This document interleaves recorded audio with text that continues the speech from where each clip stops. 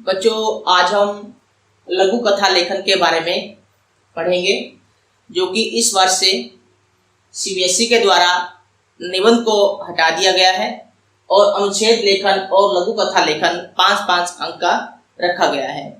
तो आइए जानते हैं कि लघु कथा होता क्या है। लघु कथा लेखन कैसे लिखते हैं हम। अब देखिए, लघु कथा क्या होता है।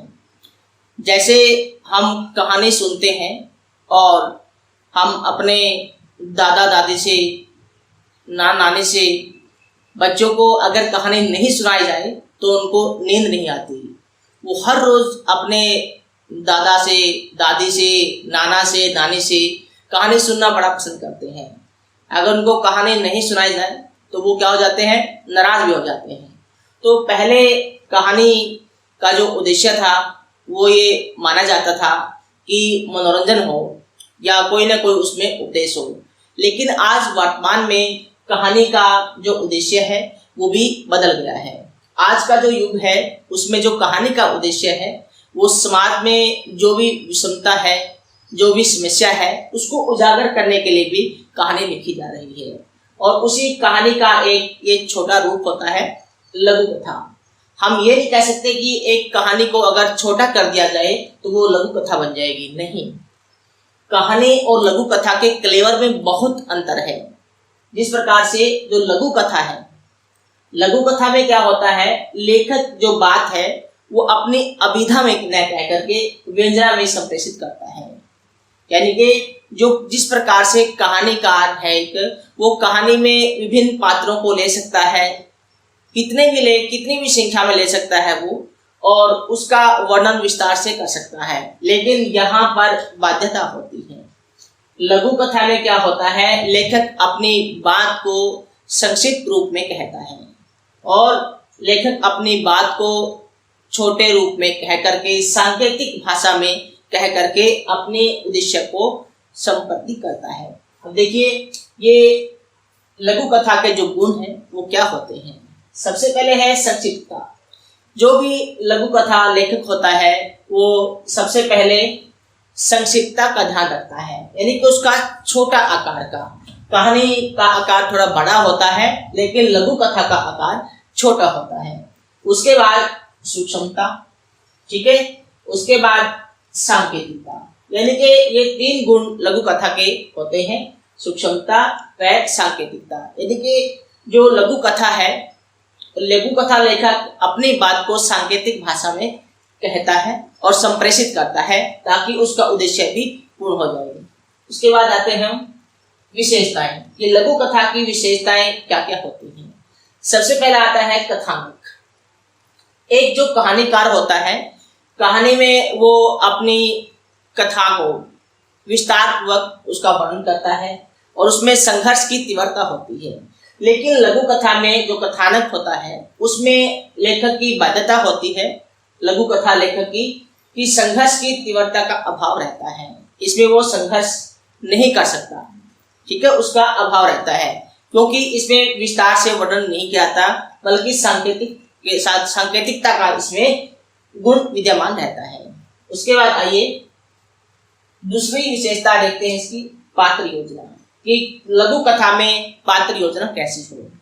देखिए, कहानी में जो कहानीकार होता है वो अपनी कहानी में बहुत सारे पात्रों को ले सकता है, लेकिन यहाँ पर लघु कथा लेखक 1 या 2 पात्र से अधिक नहीं ले सकता, ठीक है।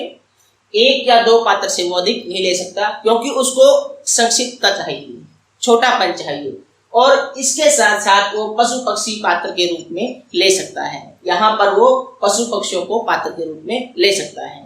उसके बाद आते हैं कल्पनाशीलता। लघु कथा के अगला गुण है, विशेषता क्या है, कल्पनाशीलता। कल्पनाशीलता क्या होती है, उस जिस प्रकार से हम कल्पना करते हैं इसी प्रकार से लघु कथा लेखक कल्पना की उड़ान भरने का यहाँ पर अवसर होता है। और यहाँ पर पात्रों के साथ साथ राजा और रानी, जो काल्पनिक पात्र को ले सकता है। यहाँ यथार्थ को छोड़कर के सारे पात्र किस में ले सकता है, वो कल्पना के पात्र ले सकता है, यानी कि काल्पनिक पात्र वो रख सकता है अपनी लघु कथा में। उसके बाद आते हैं शैली। उसके बाद कि लघु कथा की शैली कैसी हो। तो लघु कथा की शैली जो है उसकी प्रमुख विशेषता क्या होती है, वो होती है सांकेतिकता। संकेतों के माध्यम से अपनी बात को संप्रेषित करना, दूसरों तक पहुंचाना। यानी कि जो लघु कथा की शैली होती है वो सांकेतिकता का जो गुण होता है वो उसकी प्रधानता इसमें रहती है। लघु कथा छोटी होने के कारण लेखक चाहता है कि जो मेरी कथा है वो सब तक पहुंचे, इसका जो उद्देश्य है वो सब तक पहुंचे कि इसमें उद्देश्य क्या छिपा हुआ है, इसमें उपदेश क्या दिया गया है। उसके बाद आती है उपदेश की प्रधानता। यानी कि लघु कथा में क्या होता है, उपदेश की प्रधानता होती है। कोई भी लघु कथा है उसमें कोई ना कोई उपदेश छिपा रहता है। यानी कि लेखक जो होता है वो कोई ना कोई समाज को उपदेश दे रहा होता है। उसके बाद है उद्देश्य। चाहे कहानी है, चाहे नाटक है, चाहे लघु कथा है, साहित्य की जितनी भी विधाएं हैं सभी का कोई ना कोई उद्देश्य जरूर होता है जिसके ऊपर लघु कथा लिखी जाती है।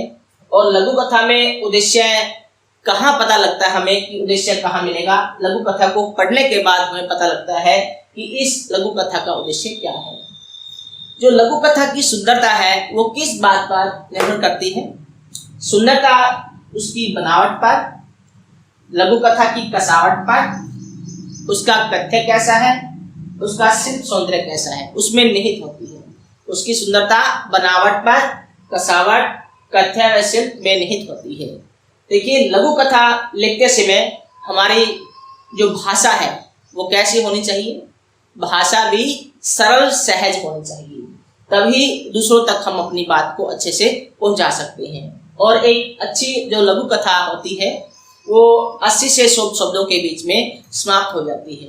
यानी कि हम ज्यादा शब्दों का इसमें प्रयोग नहीं कर सकते, 80 से 100 शब्दों में हम लिख सकते हैं। इसके साथ साथ आपको एक अंत में क्या देना होता है, शीर्षक भी देना होता है, टाइटल जरूर देना होता है। आप लघु कथा लिखेंगे तो उसका आप टाइटल जरूर देंगे, शीर्षक जरूर देंगे। जब आप लघु कथा का कोई ना कोई शीर्षक देंगे तो उससे कोई ना कोई हमें शिक्षा भी मिलेगी। ठीक है, ये 5 अंकों का आपसे पूछा जाएगा। धन्यवाद।